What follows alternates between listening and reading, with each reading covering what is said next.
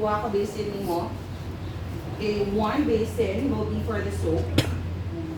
Okay, and another basin will be for the rinsing. Okay? Kura? Unsa mo start? Anong problem? Okay ka na? So you can use just your tap water there. Okay, pwede na siya. But normally, for procedure, we have like to maintain 43 degrees centigrade to 46 degrees centigrade for bed bathing of an adult. Right? Sige. Now what else? Of course, you need to have a soap. Change na lang kamo. You need to have a soap. Bar soap will do. Okay, and then of course you have to have the containers in mga bar soap. But if they have ka ng liquid soap, okay, of course, as preference of the patient, you can also use that. Do you get it? Okay? And then make sure na naging strong. Okay, ang ilang mismo nga soap that they are using for the bathing is ilaha. Now what else? You need to use this too. Okay. Pwede yun, ha?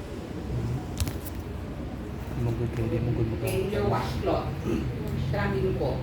You need to do all this. Okay?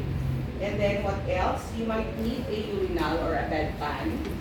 Okay, like what the Sikito had asked me a while ago, pwede sa ko ka CR ma'am, because most likely your patients are like that. So before you do the procedure, because you're actually regulating here or maybe na temperature, hindi na dapat yung regulate. There are instances na very cold, there are instances na so you're anxious yung mga patient. So iyon sa patient. So you can use, of course, we call this one a urinal. Ano mo lang pixel. This is specific for the males. Okay? And then you have here the bedpan. For the girls. Of course, for the girls. They get it. That is, if ang patient mo daily mobile, hindi able mag-move from the bed. Do you get it? So, but if your patient is able lang naman to move, you may ask your patient, ma'am, sir, do you want to go to the CR first before ka mag-bathing? And again, okay, if the patient would want to go to the CR to have the bath, pwede dito mag-assist. Mas better, hindi na pa-move yung patient, provided wala ka siya restrictions. Okay? Sige, what's next?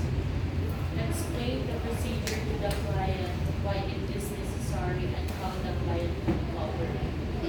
So very important ha, that you need to have the cooperation of your client. But before that, of course, you introduce yourself ha, your client, like the mechanism that we did before we did the bathing or shampoo sa iyang hair. Next one, please. Provide for client privacy by drawing the curtains around the bed or closing the door to the Most importantly, if your patient is in the ward. Okay, kung sa ward siya. But your patient, if your patient is on a private room, just make sure lang control ang temperature. And make sure okay, that the door there is locked or na-ay sign sa gawas. Okay? And as much as possible, mas better if naa siya yung significant other ng kauban when you're doing the bathing of the patient. Do you get it? Okay? Sige, well, next one. Offer the You client make it a louder. bedpan or urinal. Louder, louder. Offer the client a bedpan or urinal. Makoto sa kagaling ng ginaingon ko. Okay, that is in preparation. What else? Cover the side rails on the side walls to keep other side rail out. Assist the client to move freely.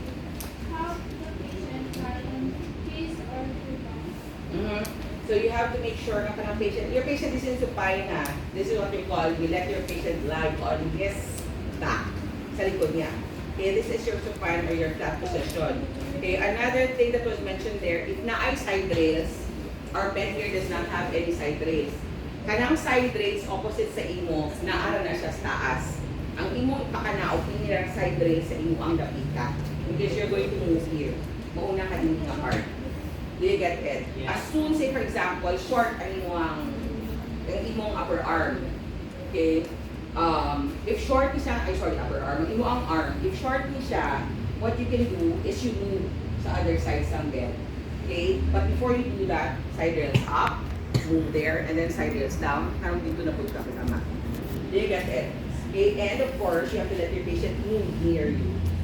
Pamove siya because you don't want to reach over. sakit na sa likod. Okay, can you move here, sir? Okay? Sige, what else? Loosen top sheet. Place a bath blanket over the top sheet. Remove the top sheet from under the bath blanket by starting at Medyo the hindi client's po. shoulder and moving the linens down toward the client's feet. Ask the client to grasp and hold the top of the bath blanket while pulling the linen to the foot of the bed. Place the used linen in the hamper. Okay, so you have here the back blanket. So what you need to do is to open this up.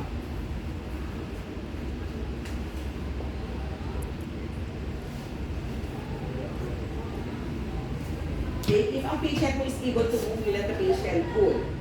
Do you get it? But if your patient is not able to move, impact mo siya dito sa shoulders sa imo ang patient. Okay? Okay, so this is your back blanket. Okay, open it well. Okay, so that you make sure also nga hindi magawas sa ang body parts ng mga patient. Okay? So sir, can you do it? Okay? No. And then, you have to remove the top sheet. You start from, of course, your top. Okay, and then here on the other side. Kung move ka going there, ang movement mo should be like that also. Ayaw ni Ana. Ay, roll ka na sa injury. Right? Sige.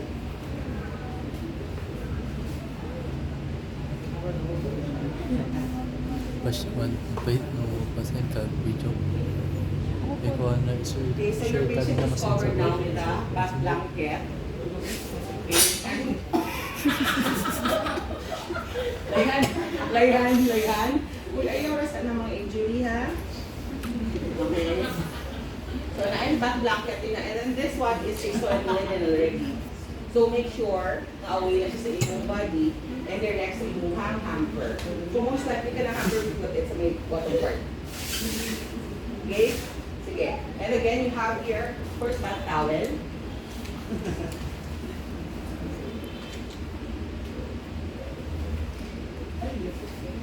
Okay, and ang first bath towel will be here. So, across sa iyong mga patient. You can do it either crosswise or lengthwise. So, depende sa mga towel. Sige, next one please. Ask patient to turn to sides and untie the strap of the back. Put back the patient on his or her previous position and remove the gown while keeping the client covered with the back blanket. Okay? So, kanya, you tell your patient na, sir, pwede ka pa-face dito, full body. Hindi mo na ito kung ang tawag sa inyo.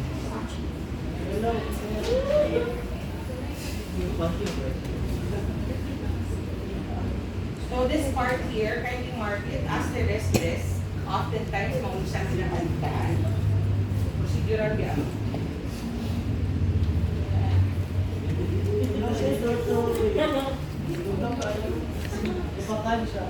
Best of rotation.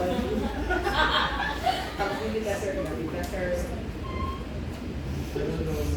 Here, sa yung Rene, if ka na ang patient mo is actually able to move. Pero if ang patient mo is not able to move, mura mag-isod-isod ka. Okay, that's why I chose this dito. Harap sa yung siya mamanipilin. Sulod sa naman. Everything sa sulod sa kanahan.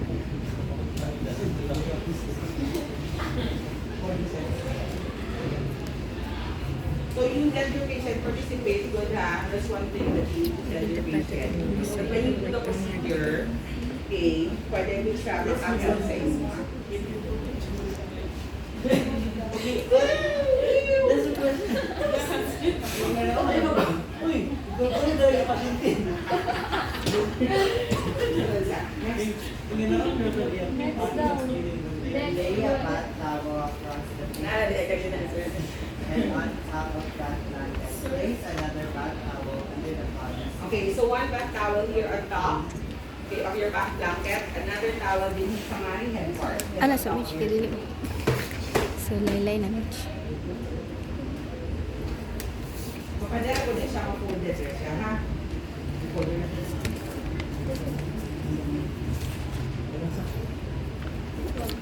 Sana ako. Duha na siya. 11 ko. Okay, next one please. Dig a washcloth, the Louder, on each basin, one for soaping, another one for rinsing. Make a bath and meet with the washcloth. Okay, so you have 2 basins in here. As mentioned already, one, you will be for your soap, another one will be for rinsing. So, dinila na kung ibutang ako sa, hindi siya masilip.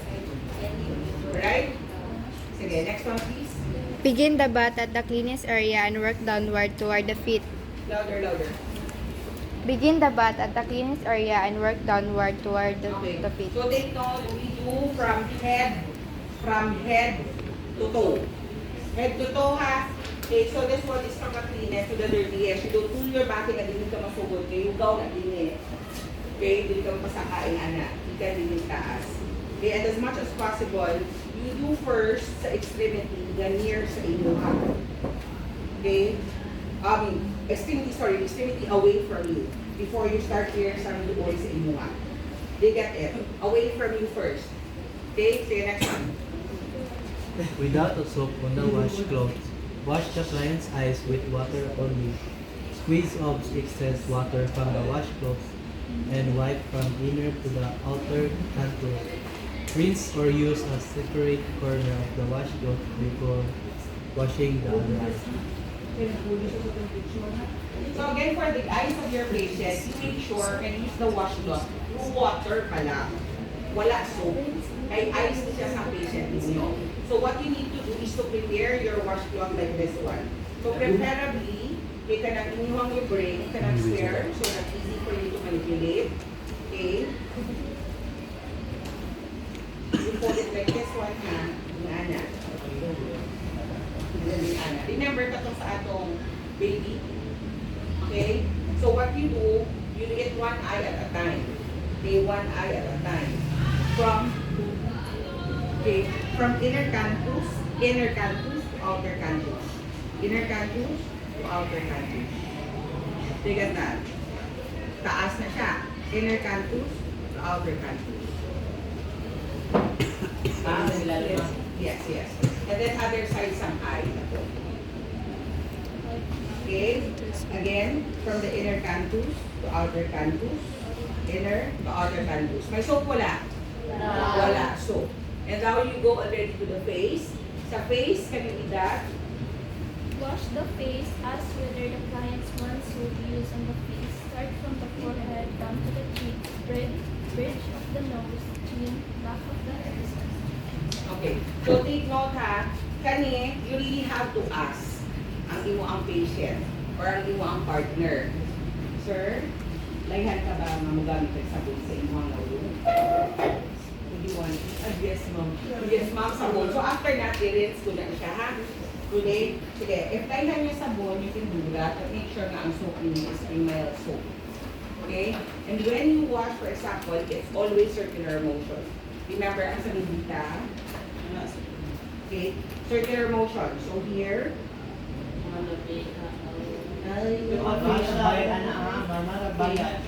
forehead to the cheek, okay, to the cheek, Zoom. to the nose, to the chin, okay, to the ear, back of the ear, Yaman. other side. Okay, and sa neck na part, you go like that.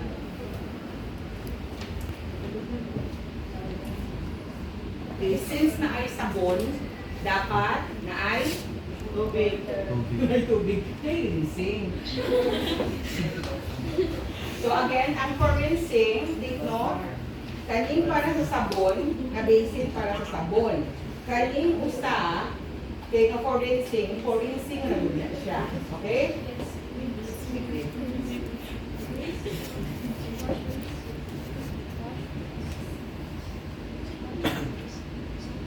Okay, so this one will be for the rinsing. Okay. Circular ha?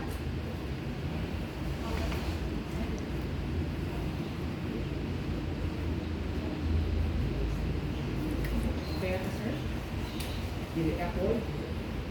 Kasi okay, sige, next one please. Wash the arms. Okay.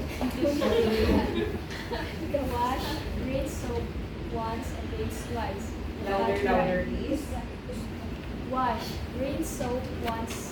and rinse twice, and pat dry. Remove the towel from under the client's head. Okay? Sige.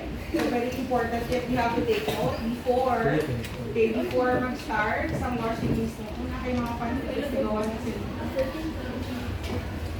Wala ice. Ang soap is ready na ha. And then kanina as a head part niya, mauna siyang ibuta or i-place na po sa iya ang arm. Okay, and then this time, pwede na rin siya hindi kapag gawas, pero hindi. Okay, you have to realize kung unsa ka long ang iyahangahan ang sa iyang likod. So if the hand is quite short, pwede nga nila pag-open siya ang length. Pero kung taas siya kaayo, this is one of the reasons why hindi na pag-ubuli siya ha. Okay, pwede rin siya half wrap.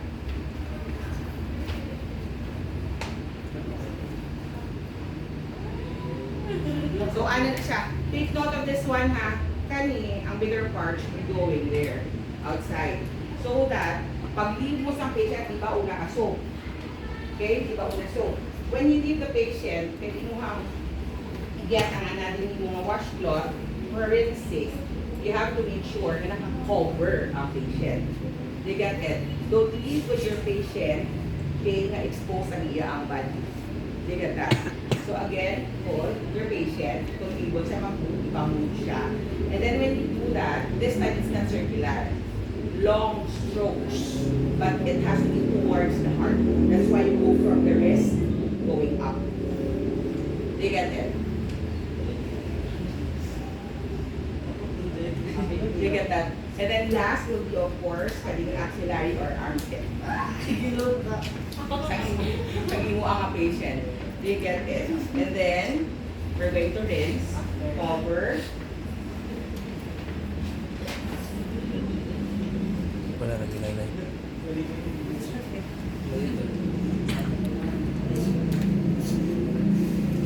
Medyo slow lang ang pace pero pag panguna, dapat mag-observe kung sa inyo ang time. Okay, long firm strokes, and then of course the armpit. Do you get it? Okay. Okay. And then you pat it dry.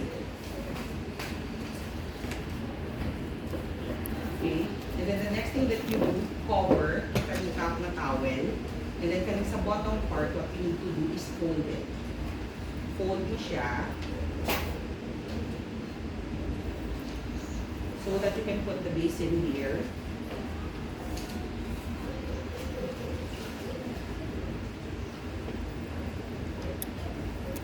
So that you can put the basin here, and then ihina ang kamot sa patient dito. Ana ha? So as much as possible. Okay, if you want to do it one hand at a time, pwede. If you want to do it hand, tapos arms na. Duha din sa mga side. Pwede na siyang option. Alright? Sweet! Hindi ko tayo. Swap ka. Swap ka.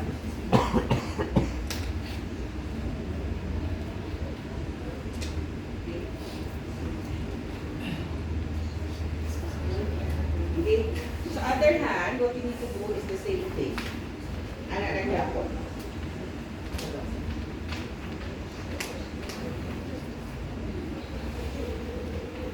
Okay. So the same thing that we need to do. Ano do alis? Ha?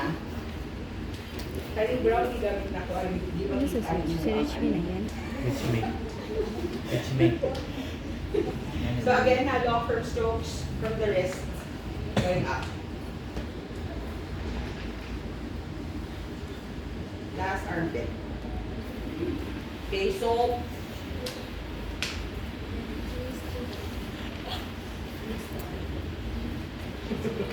ang sound sa rin men. Reaction mo. Reaction. Reaction siya rin mo buhat ano. Iyaw. Iyan din yun naman. Ano naman dito sa ilalong naka? Tunga-tunga lang ka sa iyo. Sige. Yeah, Again, make sure yeah. naka-rinse ko na after. Soap, rinse, pat dry. Ha?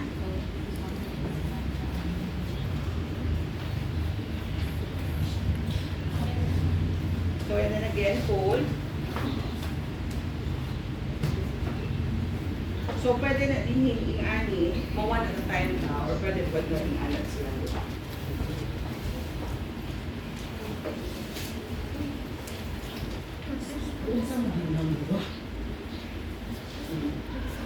Kani-ani din. So, very importantly, can you read the next number? And next, wash the arms. Expose the patient's forearm and place towel lengthwise under it.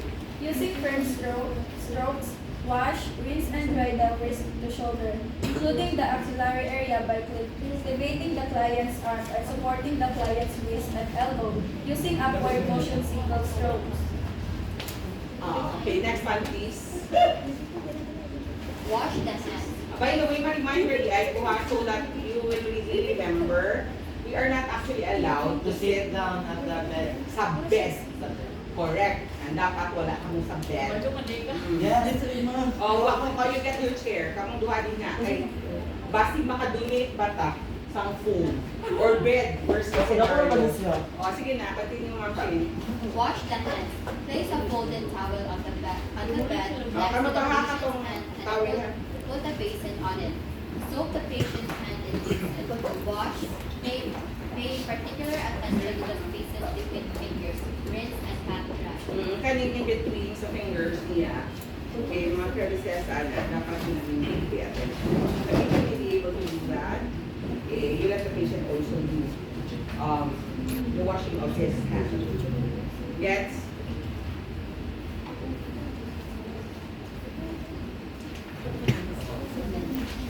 Ano yung suggest na kanang daw dami na so kasi nakakuha na ka murag ano na sa gyapon.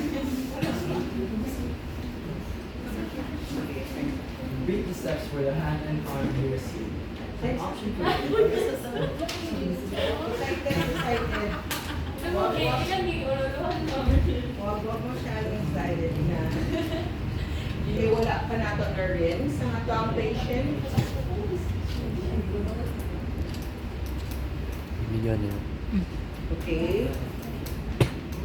Bigyan na pa na kita ng piso ng bigyan. Bigyan mo. Kisa na ulo. Ilan ka buong at Sige, sana. by the way? Na? Only three. Kanang Only bukas. Three. sigurado na na. Three boys Yara de. and 3 girls. Okay. 8 boys. Pero upat din. Sige lang. Ang very need plan ka lang. 4 boys. 3. Sige, next one please. Mr. Patinho. Read the steps for the hand and arm you receive. An option for the shorter nurse or one prone to back strain might be to bathe on one side of the patient and move to the other side of the bed to complete the bath. So as I mentioned already a while ago, if short good ka nurse, especially ang reach mo, mag-isod ka na, move good ka sa other side ng bed. Otherwise, makalugay mo sa mga patient. Okay, next one please. Wash the chest and abdomen. Spread a towel across or lengthwise the patient's chest. Lower back blanket to the patient's umbilical area. Okay, where's the umbilical area? So it's in the navel area. So push it down. Okay, say continue that. Wash using circular firm strokes. Rinse and dry chest. Keep chest covered with towel between the wash and dry. Pay special attention to the seam folds under the breast. So if ang patient is breasted, kailangan mga nagpo-food breast pa, you have to make sure na makilina siya. And very importantly, dapat ma-dry. Ma-dry good, kaya hindi magkakibas ang inyong patient. So still again, the motion will be circular. Circular motion still, and you're soap. Okay, and since you're exposing already the chest area, you have to be very careful na hindi pwede ang ana-ura, hindi pwede ang ana. So as much as possible, be very careful. Okay, still circular motion siya. Since you're doing this to your patient, these are the things na dapat inuhan ng sa patient beforehand. Okay, that's the reason why also makarang imang temperature control. Okay? Sige. So after your soap, you have to rinse. And after that, you dry. Okay? Di na ako kita ha. Basta ka na, you have your soap, and then you rinse again. Then after that, you dry. Okay, next. Next one, please. Wash, rinse, and dry abdomen. Carefully inspect and cleanse optical area and umbilical area and any abdominal folds or creases. Okay, next one, please. Ask the patient to turn on the other side, wash, soap, and rinse the back facing the Paano titular teacher? first. Okay, so this time, what you're going to do is already wash the back. Kaning mga patients. Sige. So, sir, can you turn your back here? Sige. Ayan. Kaya ang likod naman mo ang ato ang alright? So, still covered. Okay, still covered ang patient ha. Remember, you still have one towel with you. Katong towel na gigamit sa ulo, sa duwa nga kamot, pauni siya inyo ang spread. Okay, you have to spread this towel so that at least sa back part na siya ma-occupy. Do you get it? Okay, so you tuck the towel there at the back. Yes, careful. So, soap again.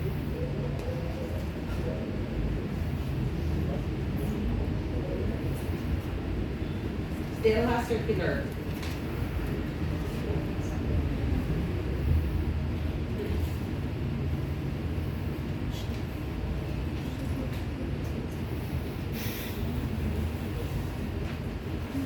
Okay, so still the same, you have your soap. You have your rinser. Dali ini ang buwan yung stand ha. Ito ini ang ginagawa.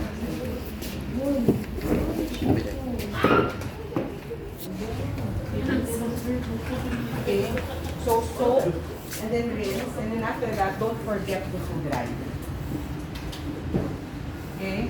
And pagkahumansang dry eye, you can already do apply sa ang massage. Okay, so massage. Hindi po siya. The type of Papasok massage na lang that mo. you apply Sit your down na long lang. for Straight na lang. stroke.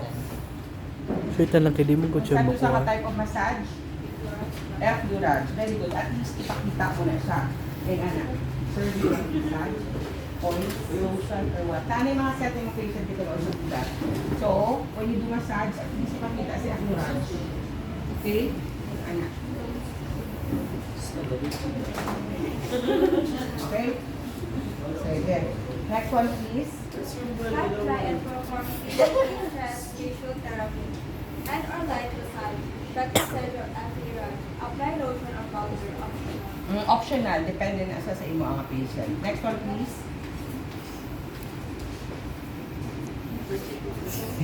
Ask the patient to return the original position and put on a fresh gown.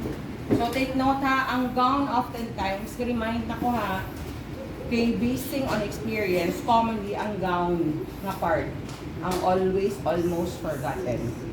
So meaning say pagkahuman sa likod, mag-gown na pod ka.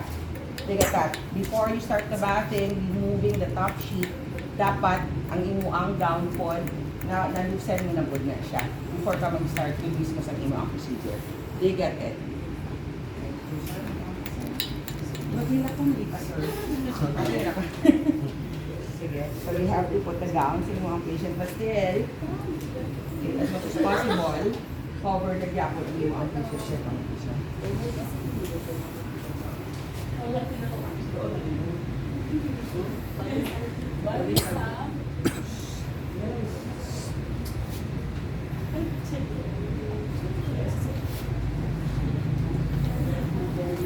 Hilo ka na. With the next. Hilo ka na. Return bath blanket to original position and expose part distal leg.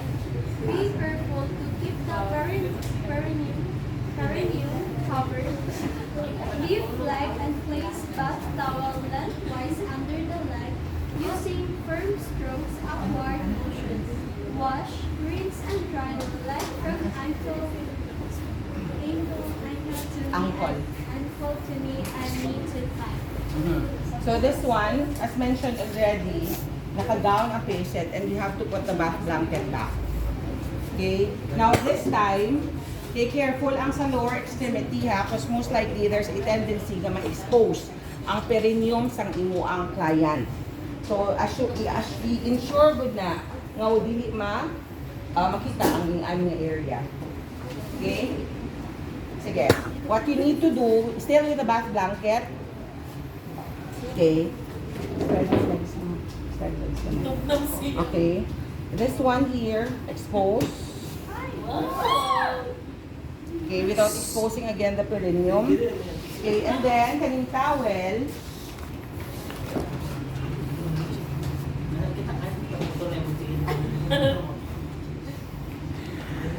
Pwede pa ulit again, inyuhang i-anticipate or i-estimate ang length sang legs ng imong client. So if like Miss Mars leg na long, you need to open this whole length niya. Okay? Pero kung yung ano, ito Isimot mara pa kamay, dyan. pwede na po niya half. Isimutan, pagod. Wala ba? Okay. So again, still the same principle ha. Okay, half of it, naa sa ilalim din. Half of it. God. Sige.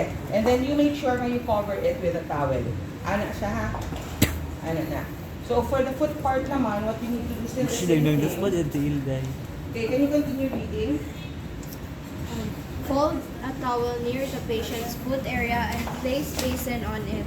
Place foot in basin while supporting the ankle and heel in your hand and the leg on your arm. Wash, rinse, and dry, paying particular attention to area between toes. Okay, finish na sa desk. Okay, i-finish ko na until sa inyong last part din ha. So again, you provide the towel underneath mismo sa iya ang leg. Now, what you need to do if you're cleaning the leg part of your patient, divide siya into two. Ha? Kaya maglisod ka, mag full length ka, maging ana. So you are from the heel to the knee. They get it. So ang imong motion when you hold is secure, i-cup ang ano nga part. You get that? Or if not, hold the heel in ani. They get it. From here to the knee, long firm strokes. Okay? And then from the knee,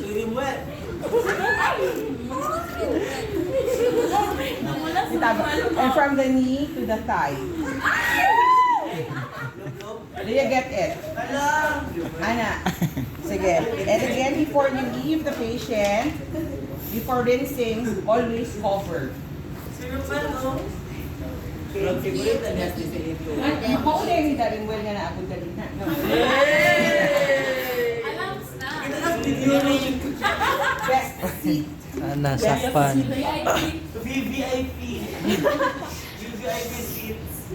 Naulaw na.